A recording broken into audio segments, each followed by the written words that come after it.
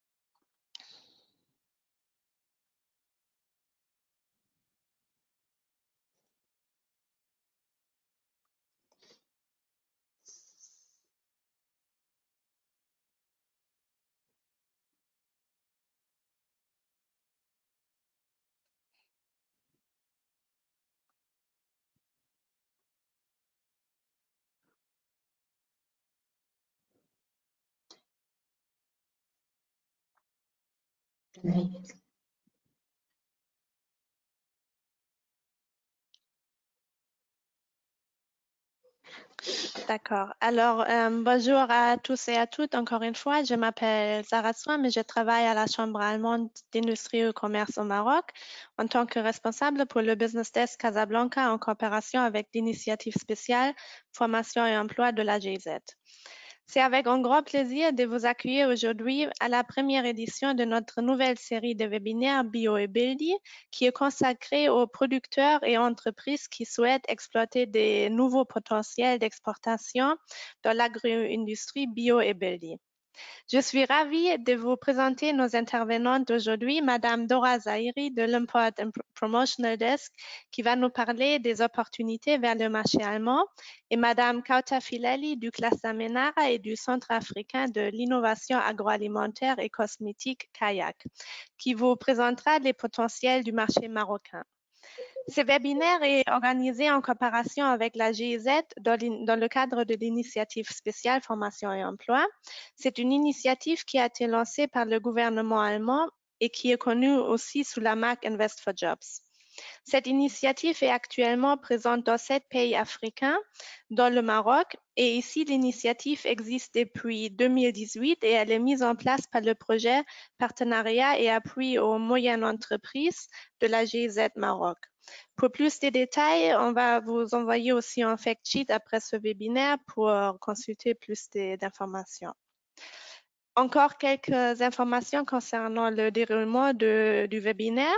Pendant le webinaire, je vous invite à poser vos questions ou commentaires dans le chat puisque tous les participants seront en mute pendant les présentations.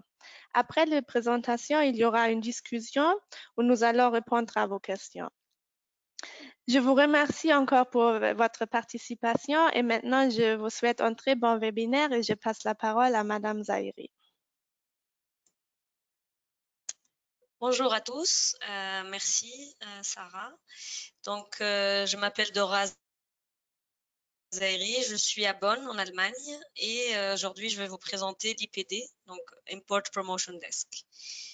Et aussi un petit peu sur les tendances pour ce qui est du bio en Europe.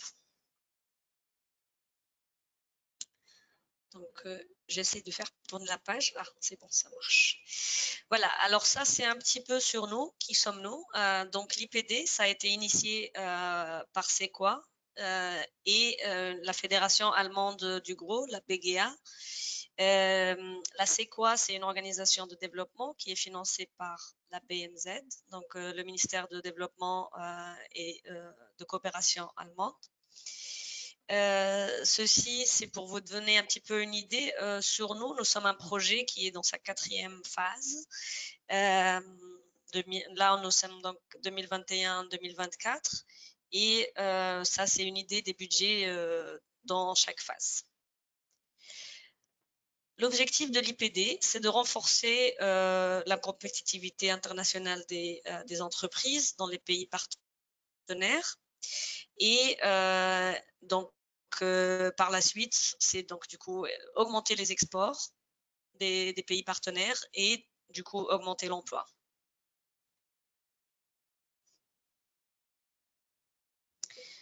Nous travaillons sur deux niveaux, le niveau micro et le niveau mezzo ou macro.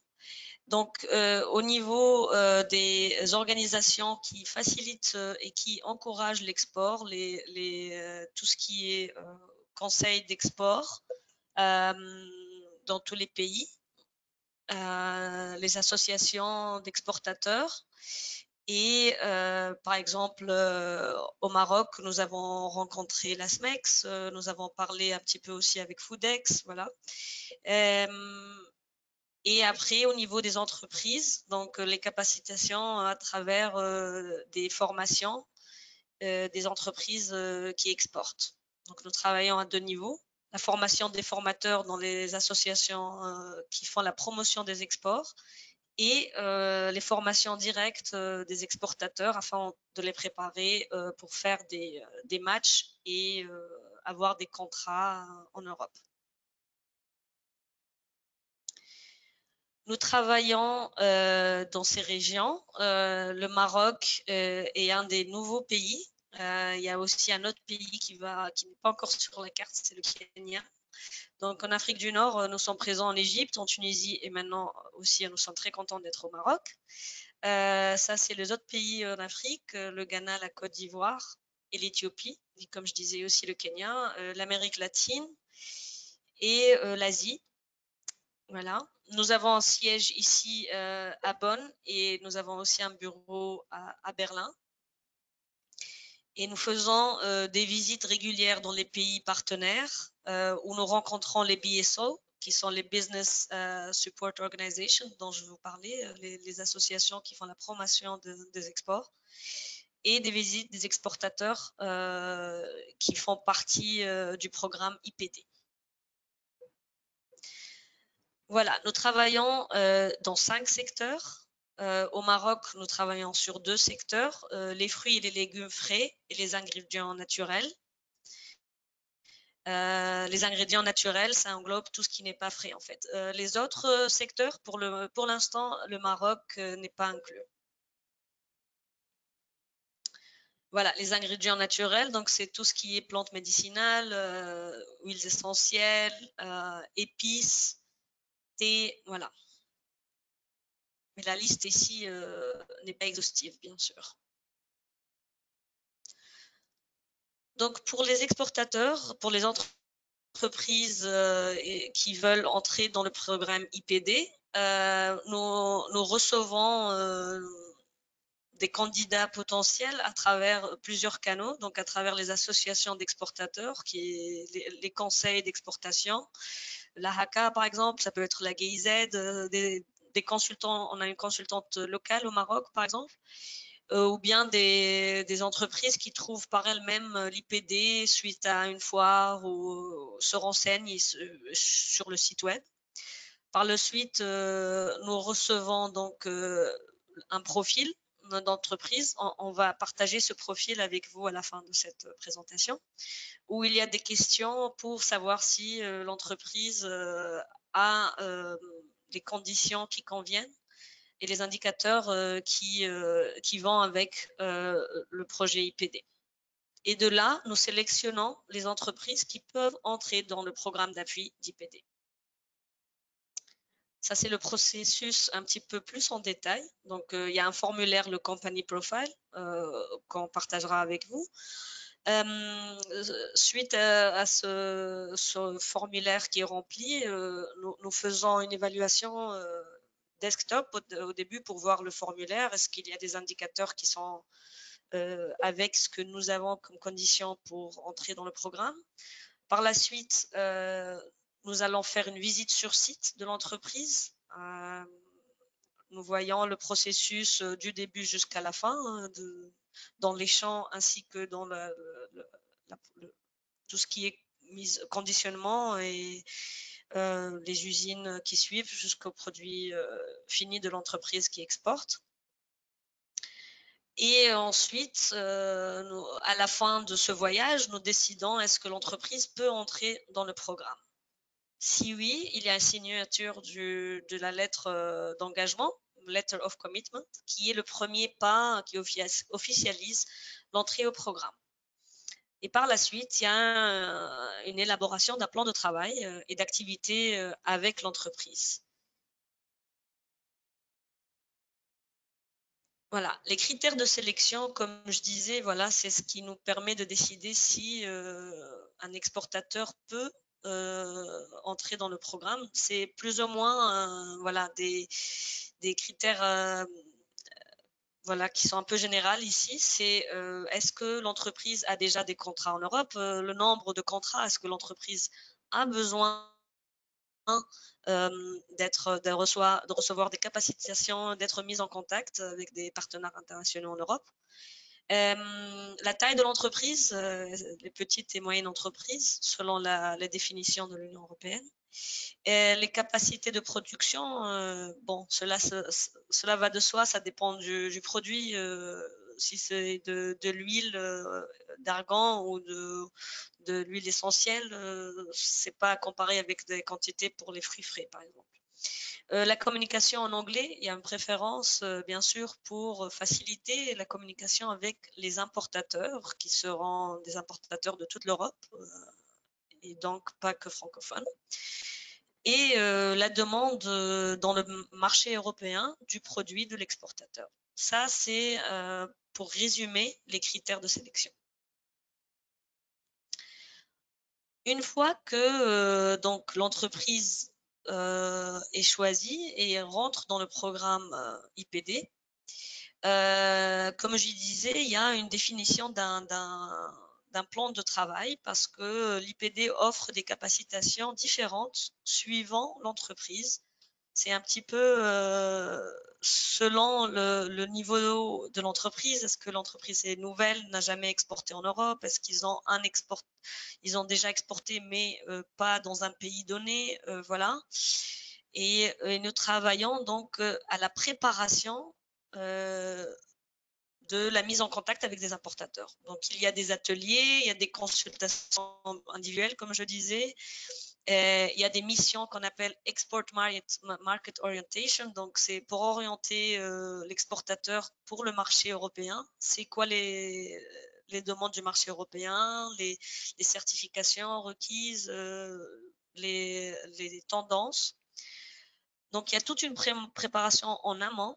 Après, une fois que l'entreprise elle est prête, on décerne ce qu'on appelle un certificat pour dire OK, vous avez eu toutes ces formations et vous êtes prêt à être mis en contact, à être matché avec une entreprise importatrice en Europe.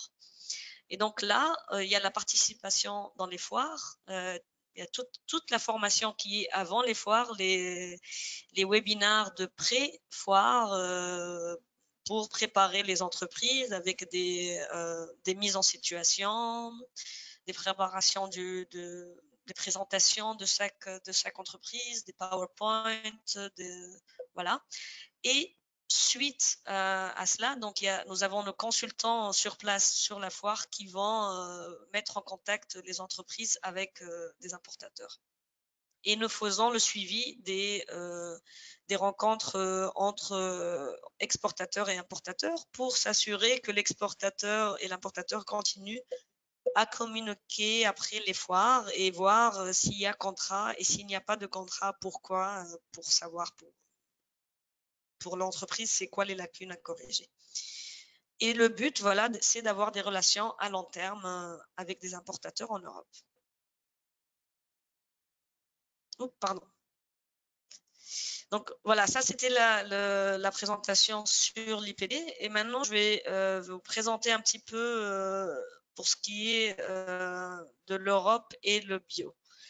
Je m'excuse, j'ai un problème avec la présentation. Donc voilà, comme vous le savez, il y a une croissance des ventes de tout ce qui est bio en Europe.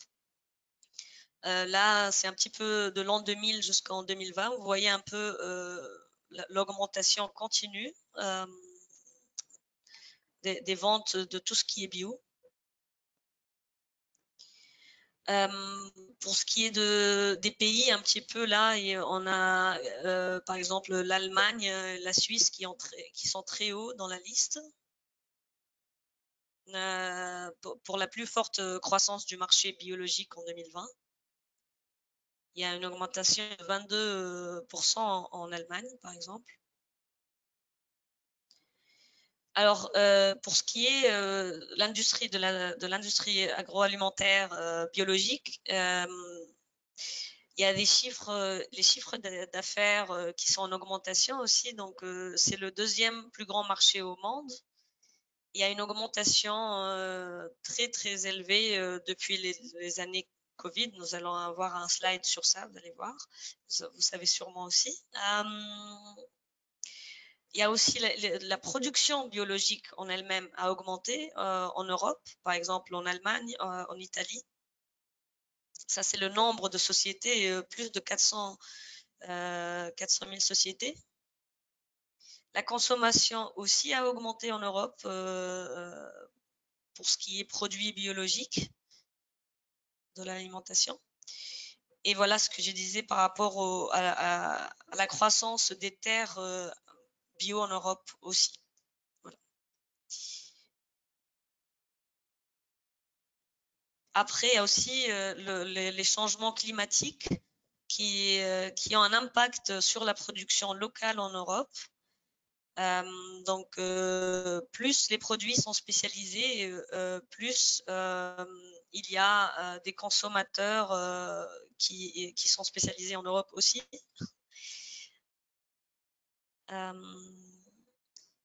Ça, c'est un peu les catégories de produits dont la consommation augmente pour le biologique. Vous voyez, tout ce qui est fruits, c'est assez important. Après, il y a les produits des animaux, enfin les huiles végétales et tout cela. Et tout ce qui est les huiles, les céréales. Il y a aussi les fruits et légumes qui sont processed. La Covid a bien sûr aussi eu un impact sur l'augmentation de la demande bio, du fait qu'il y ait beaucoup de restauration qui étaient touchées, les gens qui cuisinent à la maison. Et donc, il y a plus l'importance de la nourriture saine.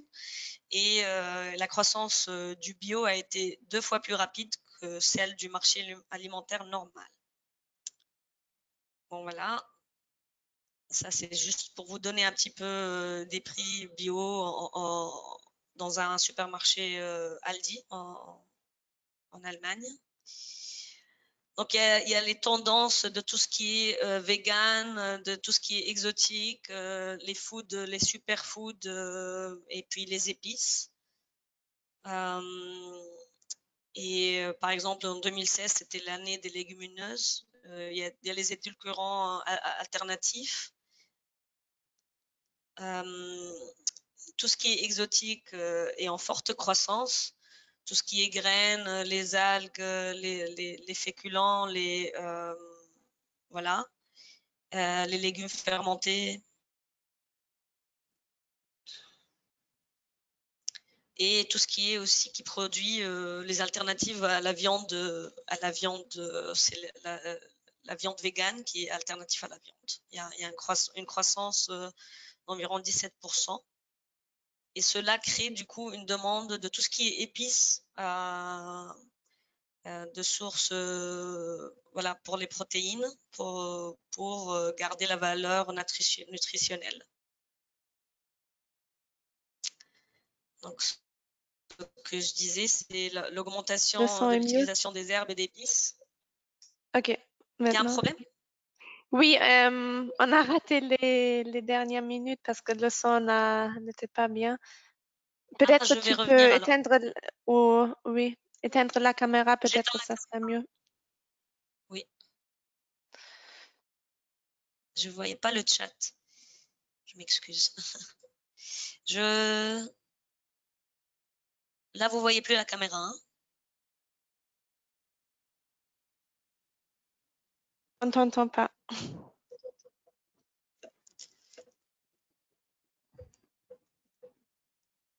Là, vous m'entendez? Oui, maintenant on t'entend. Oui, oui, Dora, oui. D'accord. Je sais pas, est-ce que je vais revenir en arrière. Je sais pas où c'est que ça a coupé. Oui, peut-être le deux dernier slides slide. avant. Oui, oui. Là? Encore peut-être une. Oui. Ok. Oui, en fait, ça, c'est des slides un peu pour parler des tendances actuelles des produits dans l'alimentation biologique. Donc, tout ce qui est produits exotiques, ce qu'on appelle les superfoods, les anciennes graines, l'amarante qui vient d'Amérique du Sud, le quinoa, tout ce qui est healthy, bon pour la santé, est en augmentation et qui est bio, bien sûr. Les épices aussi. Aussi les légumes fermentés, les anciennes graines comme je disais, frique par exemple, aussi de nouvelles choses comme les algues, voilà. Et il y a tout ce qui est développé pour la viande végane. Et il y a une croissance annuelle d'environ 17%. Et cela est accompagné d'une croissance des demandes d'épices pour garder la valeur nutritionnelle de la viande, même si c'est de la viande végane. Donc voilà, il y a une augmentation des demandes des épices, une réduction de tout ce qui est sel et sucre. Pour la santé, aussi c'est pratique pour les aliments qui sont prêts à consommer, on a juste besoin d'ajouter des épices. Et tout ce qui est aliments ethniques venus d'ailleurs, ça gagne en popularité en ce moment. Les produits équitables et éthiques sont de plus en plus populaires. Donc tout ce qui est certifié, Fairtrade, Rainforest et bio bien sûr. Ça, c'est un petit peu pour vous montrer l'augmentation de demande de certification pour ces produits-là, le café, les fleurs, les fruits, les thés. Donc, il y a une augmentation de presque 60%. Ça, c'est un petit peu, les données, elles sont un peu anciennes, mais ça continue à augmenter. Et la certification comme un catalyseur pour ces produits équitables et éthiques. Voilà. Donc ça, c'était la présentation pour l'IPD ainsi que pour les tendances bio en Europe en ce moment. Merci pour votre attention. J'espère que vous avez pu m'entendre un petit peu.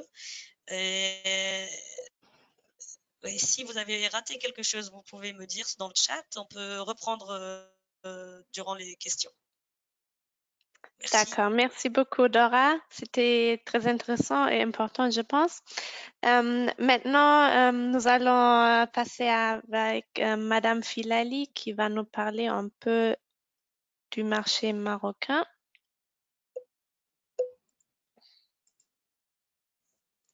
Bonjour tout le monde. Sarah, est-ce que vous m'entendez? Oui, oui, on t'entend. Mais peut-être tu peux juste mettre la présentation en mode. Oui, très bien. D'accord. C'est bon? Oui, c'est bon. Donc tout d'abord, je remercie la HK et tous les partenaires et les organisateurs pour ce bon moment de partage. Merci à ma collègue Dora, avec toi, j'ai pu un petit peu mettre la mise à jour du marché et des tendances et surtout l'objectif principal de l'IPD qui fait énormément de choses au Maroc. Donc moi, je me présente, je suis Kautar Filali et je suis la directrice du cluster Menara. Donc avant d'entrer dans le détail de notre présentation Bio et Buildy, je vais quand même prendre un petit moment pour vous présenter notre cluster et qu'est-ce qu'on fait. Donc notre cluster, c'est un cluster qui a été labellisé en 2012 suite à la signature d'un contrat programme avec le ministère de l'Industrie dans la politique de l'innovation qui a été mise en place.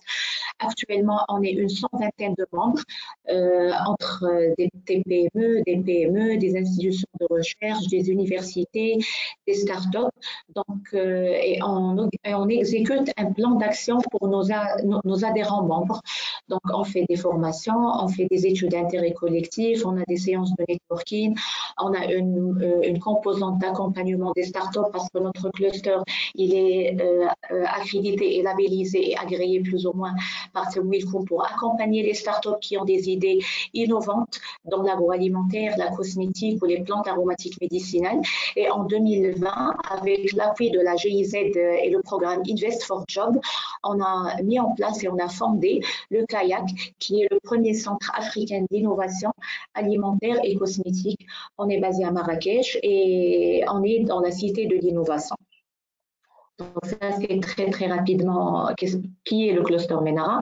Donc, comme je disais tout à l'heure, parmi nos activités, on fait des séances de coaching pour les membres, pour les entreprises, pour les startups ou pour les porteurs de projets, soit des séances de formation, soit qui sont transversales, qui touchent une thématique pour plusieurs membres, ou des séances de formation bien adaptées aux besoins de chaque problématique chez l'entrepreneur. On a une partie des études sectorielles qui sert en fait d'identifier de nouvelles opportunités commerciales ou pour peut-être prospecter de nouveaux marchés. Par exemple, on prospecte le marché africain, le marché allemand qui est très demandé, le marché des États-Unis, très récemment la prospection de l'Amérique latine. Aussi, comme j'ai dit, on est labellisé pour octroyer un fonds pour nos startups et pour les porteurs de projets. C'est des dons, c'est entre 100 000 dirhams et 200 000 dirhams par porte, ou si c'est un seul porteur de projet, c'est 100 000 dirhams. Si c'est deux personnes, c'est 200 000 dirhams pour booster l'idée innovante et pour la faire un petit peu sortir au marché et peut-être aussi pour la prototyper.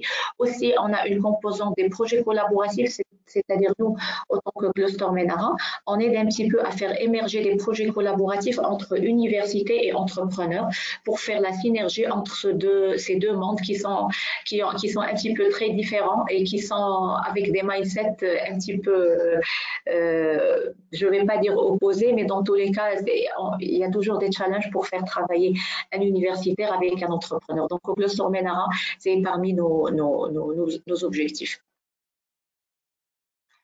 Donc, ça, c'est juste un petit retour en image. Par exemple, ici, c'est des formations.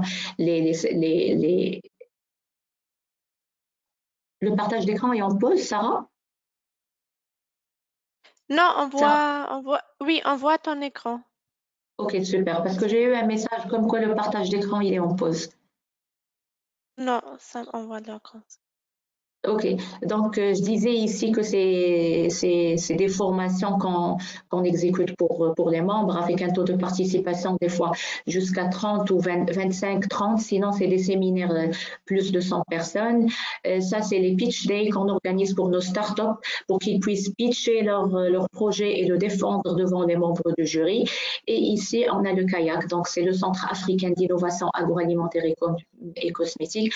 Donc, c'est un lieu de prototypage, c'est une hall technologique de 100 mètres carrés qui répond aux exigences de bonnes pratiques de fabrication et on dispose d'équipements soit unitaires, soit pour répondre à toute la chaîne de valeur. Donc, l'objectif de ce centre CAIAC, c'est que le porteur de projet qui veut développer, par exemple, une recette bio, il rentre avec la matière première et il sort avec son produit testé, packagé, prêt à être testé sur le marché ou prêt à être testé pour des tests de consommateurs ou autres exemples.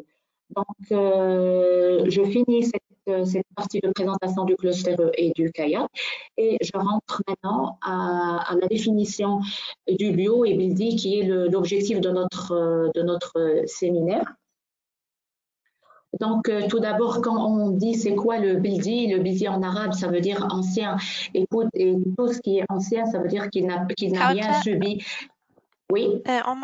Maintenant, je ne sais pas, parce qu'on voit encore le slide du cluster MENARA. C'est pas sinon, je te désigne encore une fois. Oui, en fait, je vais mettre en veille ma caméra, comme ça, vous m'entendez mieux. Mais là, je suis déjà passée sur la slide. OK. Alors, on va... commencer un moment.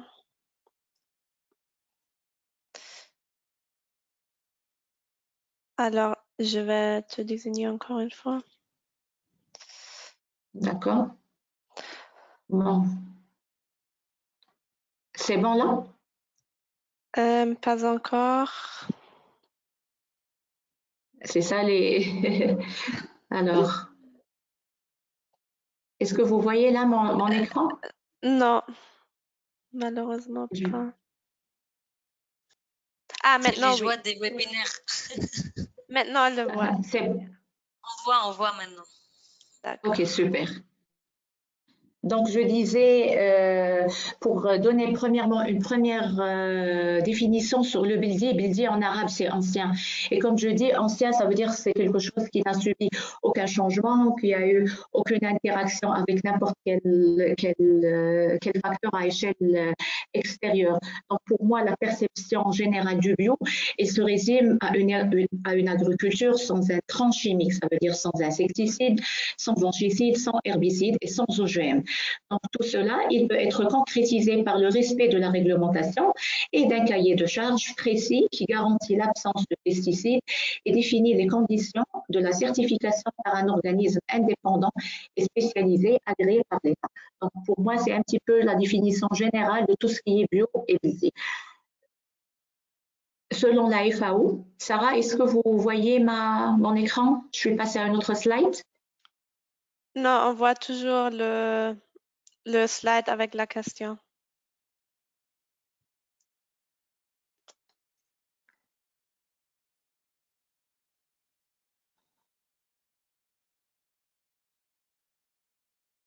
Et là? Non, maintenant on voit, non. C'est bizarre.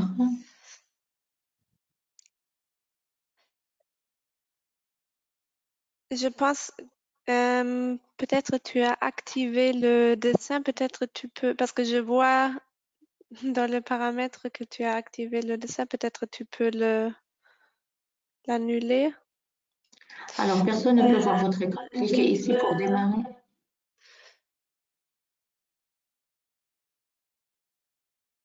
Mhm.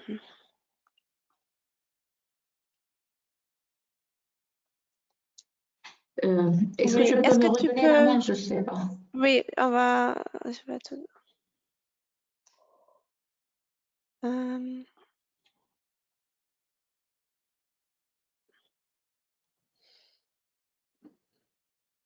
D'accord, je t'ai redonné la main, mais...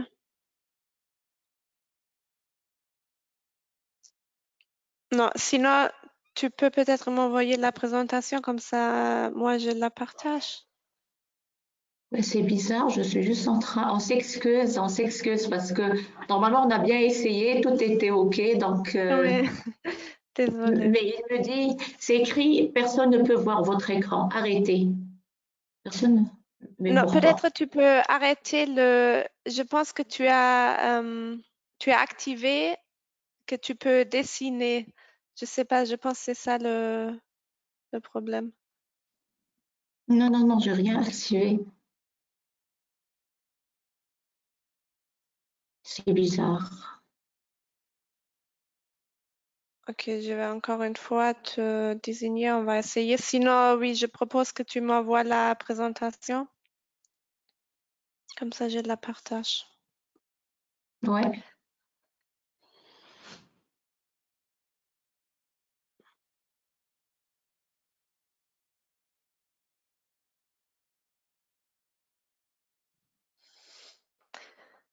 Alors, je m'excuse à tous les participants.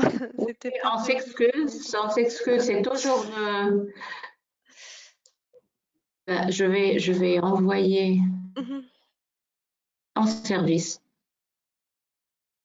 Je pense que vous voyez là maintenant? Maintenant, Je sais oui. pas. Maintenant, on voit. Oui. OK. Je continue.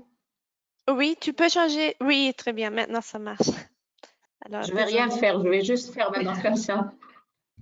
Donc moi je disais que Tout à l'heure, on a testé, tout marché. Nos Non, non, j'ai rien fait et là il me dit que le partage d'écran est en pause. Et pourtant j'ai cliqué sur rien, sur aucun bouton.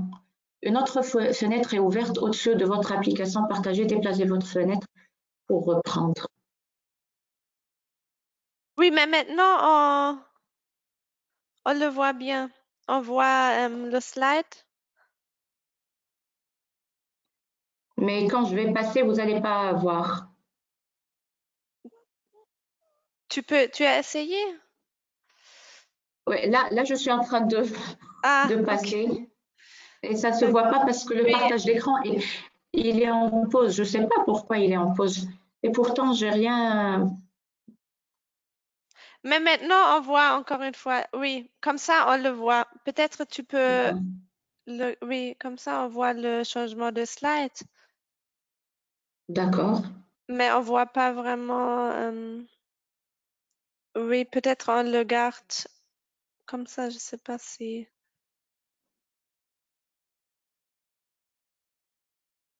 Ben, selon la Oui, FAO, l'agriculture biologique est un système de gestion holistique qui favorise la santé de l'agrosystème, y compris la biodiversité. Donc, l'optique en fait d'utiliser l'agriculture biologique selon la FAO, c'est avoir des méthodes culturelles, biologiques, mécaniques qui sont dans la mesure du possible. Ils ne doivent pas être utilisés aux productions, mais surtout juste pour remplir toutes les fonctions spécifiques d'un système donné. Ça, c'est juste la définition du bio chez la FAO.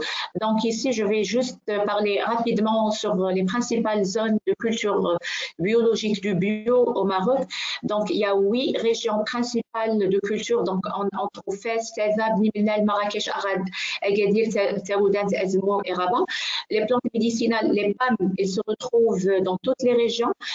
Par contre, la région de Marrakech, elle se distingue par la verveine bio et la région de Taroudant, elle se particularise par le safran et la région de Fès, on a beaucoup de capriers qui est conduit sous un environnement plus ou moins bio. Donc ici, on dit juste que la vallée de Souss-Messa, c'est-à-dire la partie Agadir, elle est la principale région maraîchère en raison de son climat subtropical. Et certaines régions côtières comme Azmour et Rabat, ils sont également qualifiés pour ce genre de production de bio. Donc, les productions fruitières émanent de 2 régions essentielles. On trouve Marrakech et Agadir. Et puis, on a d'autres régions potentielles comme Knes, Ezmour, Azor, Rachidia, qui se caractérisent avec un climat agrobiologique et qui présente un bon et gros potentiel énorme qui est toujours à exploiter.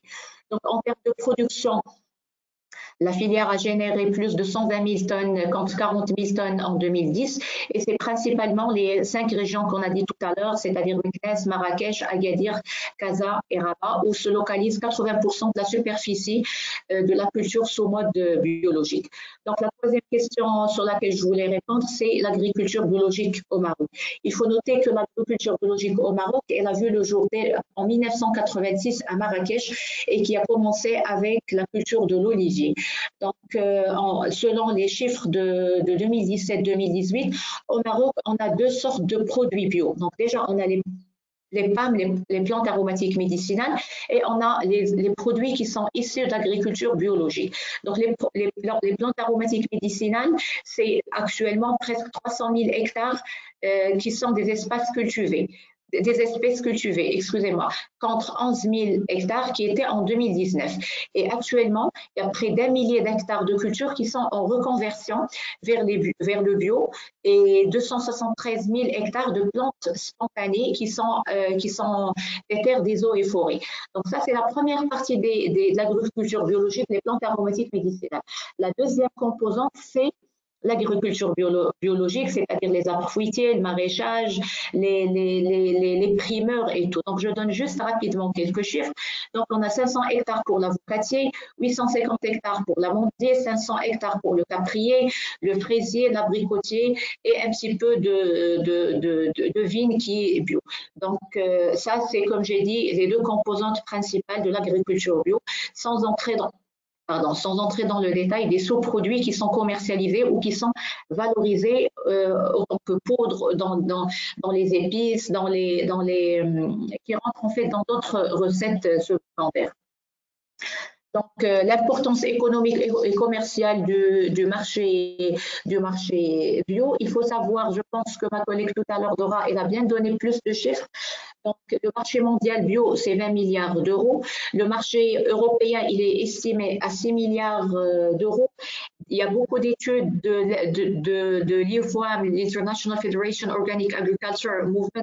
Ils ont démontré que la progression du marché, elle est entre 10 à 20% annuelle, et ça selon le pays, et ça selon aussi les tendances de consommateurs dans chaque région du monde.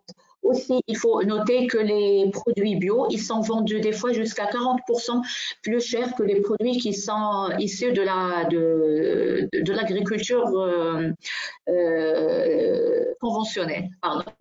Donc ici, je veux juste vous parler de l'importance économique, parce que la progression que connaît le marché bio à l'échelle mondiale et l'importation offerte par rapport au conventionnel, ils offrent, d'après les études de l'IFAO et plusieurs autres cabinets, plusieurs opportunités d'export pour les pays en voie de développement, en particulier pour les autres produits comme les fruits tropicaux, les subtropicaux et les produits exotiques médicinaux. Donc, plusieurs pays en voie de développement, ils ont entamé l'exportation de certains produits agricoles bio sur les marchés européens, américains, à des prix très intéressants. Par exemple, le Cameroun, le Sénégal, le Mozambique, ils exportent le café, le coton, les fruits exotiques, bananes, avocats. D'autres sont spécialisés comme la Tunisie, elle exporte juste l'huile d'olive, les dattes et la jojoba.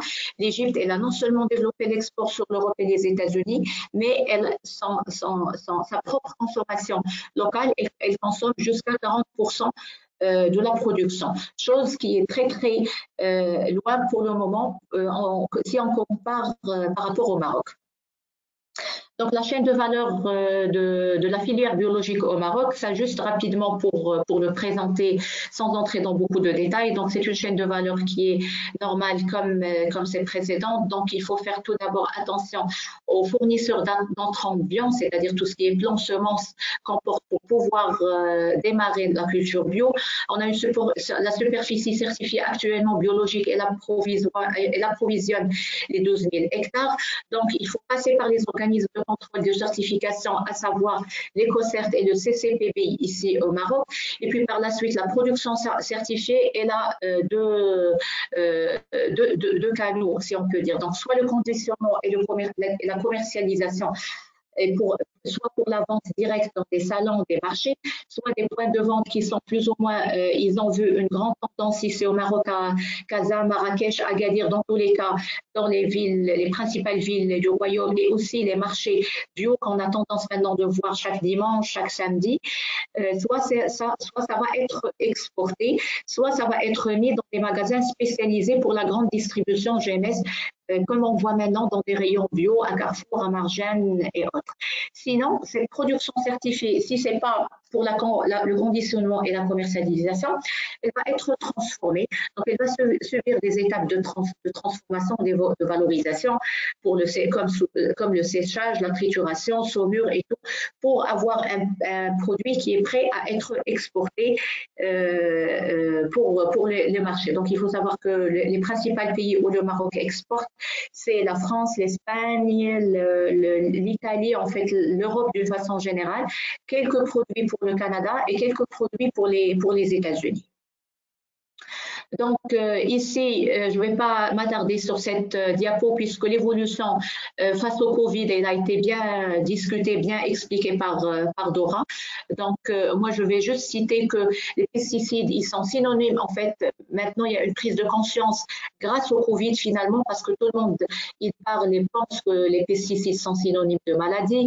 Et après le Covid, tout le monde, en fait, la plupart, si on fait juste une petite analyse de marché ou de consommateurs avec nos propres moyens chez les voisins, la famille, donc on voit tout, on constate que la plus grande partie, elle est vraiment bien orientée, manger bio, qu'est-ce que c'est quoi les ingrédients, c'est quoi la formulation, est-ce qu'il y a le label, par qui et par quel organisme le produit il est certifié. Donc juste pour vous dire qu'il y a une grande prise de conscience et les gens ils se soucient plus de leur santé à cause du Covid. Donc c'est grâce et à cause du Covid. Donc, rapidement, les défis de l'agriculture biologique au Maroc, c'est l'absence de la valorisation des produits bio, l'augmentation du coût de production, la rareté des intrants autorisés, le manque de communication. Et on remarque rarement qu'il y a la promotion sur nos TV, sur nos chaînes ou sur nos réseaux sociaux pour la promotion des produits biologiques. Et bien sûr, il y a une absence de marché intérieur qui peut quand même absorber ce qui est produit. C'est pour ça que la grande majorité de nos produits bio fabriqués ou bien produits ici au Maroc, ils sont destinés à l'export. Donc les objectifs futurs du Maroc, ça c'est tout un grand chapitre. Donc on sait très bien ce que le plan Maroc vert il avait initié et maintenant la continuité de supporter les agriculteurs ou bien les gens qui sont en conversion vers le bio avec la politique du Green Generation qui a été mise en place par le ministère de l'Agriculture en fin 2018-2019. Donc, il y a énormément d'aides et les aides, ça dépend, je ne peux pas rentrer ici dans les détails, mais dans tous les cas, il y a des aides qui sont liées à la superficie. Si c'est moins de 5 hectares, si c'est moins d'un hectare, si l'agriculteur, il a déjà bénéficié d'un programme du plan Maroc vert, mais dans tous les cas, il y a un objectif qui est très promoteur pour le moment. Ici, c'est juste quelques salons bio auxquels le cluster Menara il participe. Donc, on était au salon Bio Expo en 2018 qui a été tenu en 2019 ou en 2018, je pense. Aussi, le cluster Menara, à travers ses membres qui produisent des produits bio, ils sont présents au salon BioFash en Allemagne. Et puis par la suite, maintenant, je pense qu'il y a une série de salons qui sont vraiment pointueux et qui vraiment sélectionnent le produit, le label et beaucoup d'autres critères de sélection. Ça, c'est juste pour finir et pour vous parler rapidement de la success story de notre cluster Menara. Donc, nous, au cluster Menara, on était très, très conscients de la valorisation des plantes aromatiques médicinales et de son pouvoir de la valeur ajoutée ici à Marrakech et au Maroc d'une façon générale. Donc, en 2019, on avait organisé le premier congrès international de la valorisation des plantes aromatiques médicinales avec une orientation bio.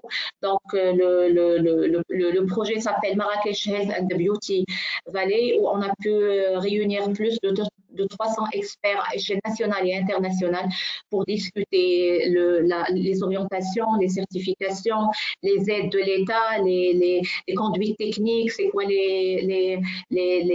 plus ou moins les plantes championnes ou bien les produits champions. Donc, si vous avez plus de détails, moi, je reste à votre disposition pour discuter l'écosystème. Ici, je veux partager avec vous que j'ai découvert moi aussi l'épice verte. Donc, c'est une start-up qui a réussi quand même à lever 6,6 millions de dirhams pour son projet. Donc, c'est une épicerie verte et qui est sous forme de marketplace digital. Donc, le start-upper, il sélectionne ses vendeurs selon un cahier de charge bien défini pour voir s'ils respectent les normes, les conduites techniques et tout, et il les met en contact avec de potentiels acheteurs. Ça aussi, pour finir, c'est une start-up que nous avons accompagnée au cluster Menara qui s'appelle d'ailleurs Bildi Bildi. Donc ça, c'est un produit qui a été basé sur le savoir-faire de la gastronomie marocaine, sans conservateurs chimiques, sans huile additionnelle. C'était un petit peu le slow bildi pour ceux qui connaissent pas le slow. C'est pas un plat, mais c'est un coupe-fin très très connu au Maroc que les gens mangent très très beaucoup en fait durant le Ramadan. Donc ça, c'était vraiment fait d'une façon très Bildia, très à l'ancienne. Et nous, au cluster, on croit en ce genre de projet. Donc, je m'excuse pour le petit couac désagréable tout à l'heure et je vous remercie pour votre attention et je reste à votre disposition. Merci. Merci beaucoup, Kauta. Alors, on commence avec les questions ou les commentaires. Si vous avez encore des questions, vous pouvez bien sûr les poser dans le chat. J'invite aussi à Kauta et Dora à réallumer vos caméras. Alors, on a une première question pour Dora. C'est concernant les capacités des productions des potentiels exportateurs de légumes, fruits bio. Quel sera le minimum des quantités à produire pour entrer dans le programme IPD?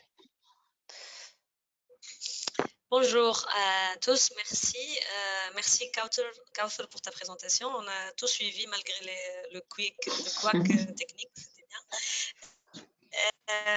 Alors, c'est une question très précise et donc, ce que j'ai voulu essayer de dire par rapport à ça, c'est que ces critères-là, ils sont un peu généraux et ça dépend du produit.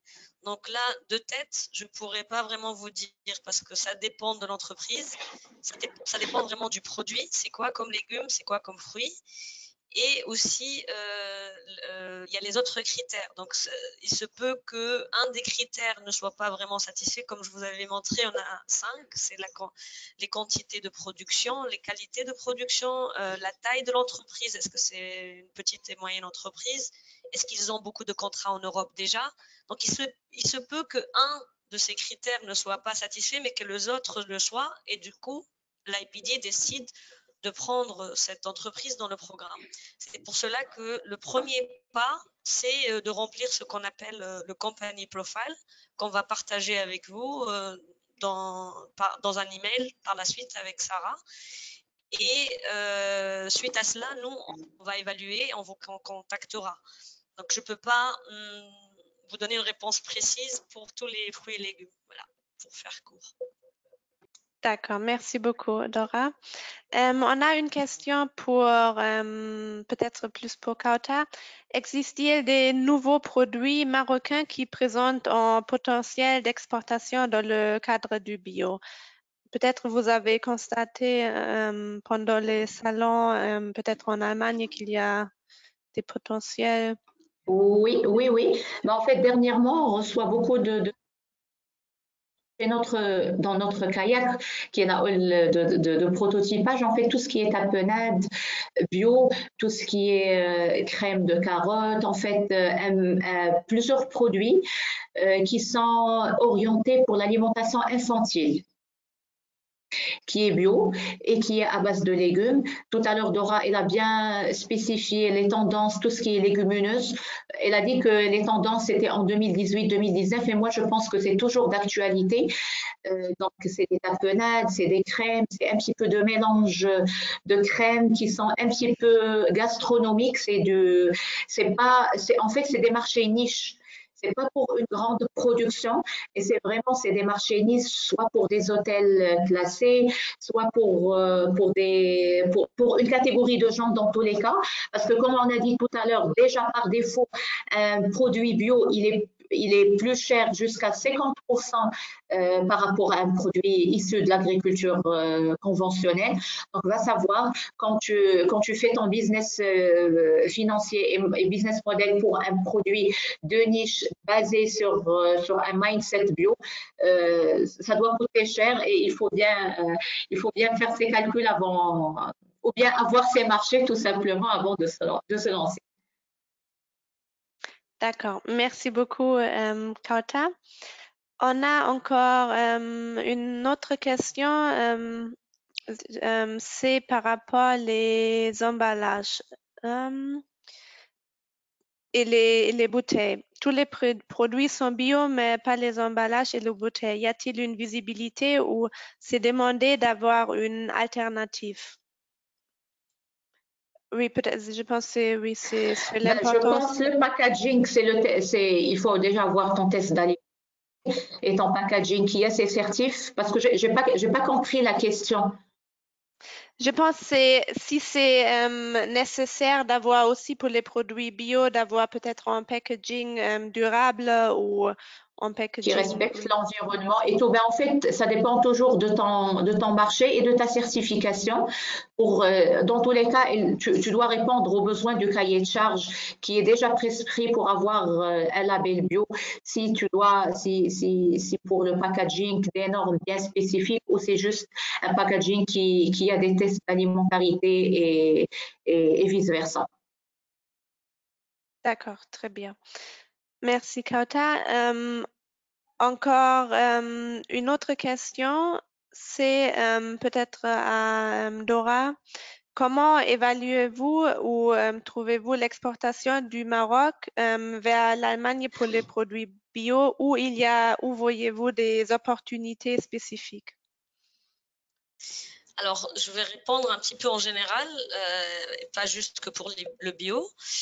En général, les tendances, donc bon, du bio, j'ai un peu partagé, mais en général, toutes les tendances, l'IPD a connaissance des tendances par rapport au marché allemand et européen à travers les networks dans lesquels nous sommes. Donc, comme j'ai dit au tout début, l'IPD a été initié par SEQUA, qui est un organisme de développement, mais aussi par la BGA, qui est la plus grande association des vendeurs du groupe en Allemagne.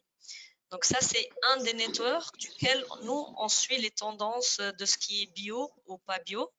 Mais par exemple, parce que votre question, c'est plutôt le bio, donc ça, c'est un canal, ou bien aussi, nous avons des consultants qui travaillent avec nous dans tous les pays européens, qui suivent l'évolution du marché, et à travers notre présence dans les foires, la Biophare et d'autres, nous suivons aussi l'évolution des demandes dans le marché européen pour des produits bio qui viennent du Maroc ou d'autres. Nous, après, quand on va au Maroc et on voit qu'il y a ces produits, on peut dire, nous avons vu un exportateur qui a ce produit-là, par exemple, je reviens sur ce que Kauthar disait, par rapport à tout ce qui est nourriture destinée aux bébés, c'est une évolution continue de tout ce qui est utilisé pour les compotes de bébés, par exemple. Elle a mentionné les carottes, tout cela.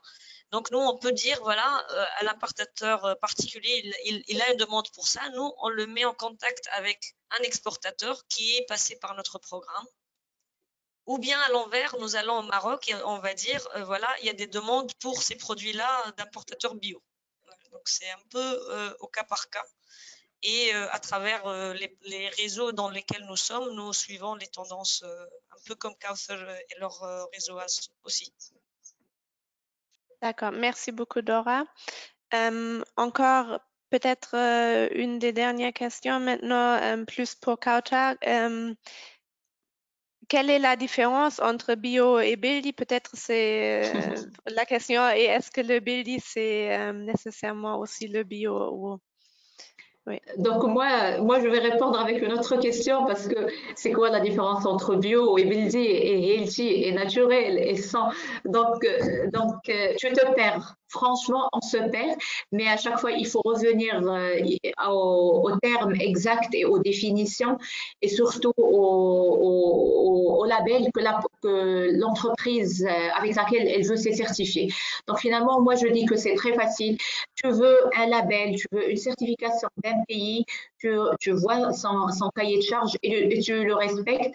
Et malgré toutes les appellations, parce que pour nous, Bildi, c'est juste une traduction, comme j'ai dit tout à l'heure au début de ma présentation. Il faut juste le retour aux origines, c'est-à-dire un truc où il n'y a pas d'intrant, il n'y a pas de facteur extérieur qui respecte l'environnement, où il y a un certain win-win entre l'être humain et la terre. Moi, je pense que c'est l'algorithme le plus facile et difficile à la fois de respecter. C'est vraiment de servir l'humain, se nourrir, mais en faisant attention à toute la biodiversité, en la respectant, en prenant soin de notre terra madre. Très bien, très bien dit. Merci beaucoup, Kauta. C'est tout à fait ça, je pense. Encore, la dernière question peut-être. Est-ce qu'il y a eu un intérêt particulier en Allemagne des produits cosmétiques bio? Peut-être plutôt pour toi, Dora. Est-ce qu'il y a un intérêt particulier pour les produits bio? Bon, alors pour le Cosmétique, oui. cosmétique, oui, bien sûr, le Maroc, on ne peut pas parler du Maroc sans parler de l'huile d'argan, bien sûr. Après, est-ce qu'il y a un intérêt spécifique? Moi, je ne peux pas donner une réponse spécifique aux cosmétiques. C'est quoi les demandes du moment? Mais c'est une question à laquelle on pourrait répondre en détail si je sais c'est quoi le produit que vous avez en tête, par exemple. Je ne sais pas exactement de quoi il s'agit là, mais nous sommes aussi présents à la foire de In Cosmetics, par exemple, qui est vraiment focalisée sur le cosmétique. À Biofar, il y a aussi une partie Vivanes qui est sur le cosmétique. Et bien sûr, l'huile d'argan, il y a des changements par rapport aux lois et tout ça. Je ne sais pas comment ça va influencer les exports de... Ça va réduire, Dora, les exportations parce qu'à partir du 1er juillet, il y a les entreprises qui n'ont pas leur certificat d'exportation, ils ne peuvent pas le faire. Donc, Voilà, ouais. Oui. Voilà. Après, il y a d'autres produits qui sont utilisés dans le cosmétique et ça dépend de ce que vous avez en tête, l'exportateur ou bien l'entreprise peut aussi demander des questions plus précises, peut-être si on peut répondre ultérieurement. Oui, très bien. Oui, alors je propose, parce qu'on est déjà à la fin de notre webinaire, mais on va bien sûr envoyer à vous, tous les participants, les coordonnées de nos deux intervenantes. Comme ça, vous pouvez toujours aussi poser vos questions directement aux intervenantes. Et oui, je remercie encore une fois Kauta et Dora pour ce webinaire et on s'excuse encore une fois pour les difficultés techniques, mais merci beaucoup pour les interventions. Je pense que c'était très intéressant. Et on va aussi, je vous invite aussi à participer à notre prochain épisode la semaine dernière, aussi prochaine, aussi mardi à 10h jusqu'à 11h, et on va parler des certifications et de la qualité des produits. Alors, merci beaucoup encore à tout le monde et à bientôt. Merci. Merci à toi, Sarah. Au revoir. Merci Sarah, merci à tous. Merci, au revoir. Merci, Dora. Au revoir.